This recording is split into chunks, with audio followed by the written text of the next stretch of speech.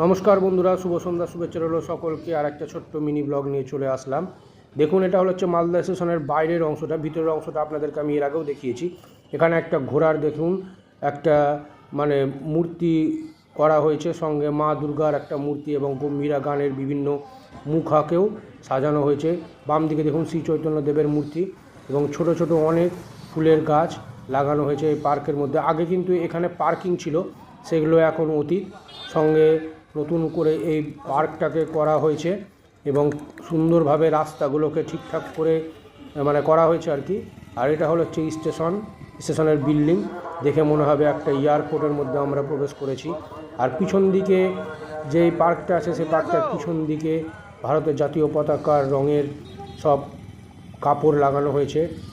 আর এই যে পার্কটা দেখুন, অনেকগুলো কিছু আর্টিফিশিয়াল গাছও লাগানো হয়েছে, যেগুলো যে হাতের মতো করে দেওয়া আছে, ওগুলো আর্টিফিশিয়াল গাছ, বাকি কিন্তু সবই অরিজিনাল গাছ। আর এটা হচ্ছে আমাদের জাতীয় পতাকা।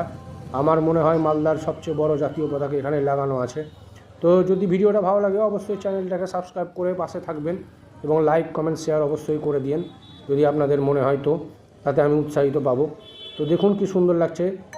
সেই দিন আমাদের মাননীয় প্রধানমন্ত্রী নরেন্দ্র মোদী স্যার এসেছিলেন মালদাতে, তার জন্যই মালদা স্টেশনটাকে এইভাবে সাজানো হয়েছিল। আর ওই সাইডের দিকে যে দেখা যাচ্ছে ডিসপ্লেটা, সেইখানে এখন আপাতত গাড়ি এসে দাঁড়াচ্ছে, কারণ ভিতরে প্রবেশ আপাতত বন্ধ আছে। তো দেখুন, আপনাদের যদি ভালো লাগে অবশ্যই কমেন্টের মাধ্যমে জানাবেন। দেখুন, অনেক মূর্তিও পার্কের মধ্যে তৈরি করা হয়েছে। এক কথায় খুব সুন্দর লাগছে। যদি আপনাদের ভালো লাগে অবশ্যই একবার ভিজিট করবেন। ধন্যবাদ সবাইকে। পরে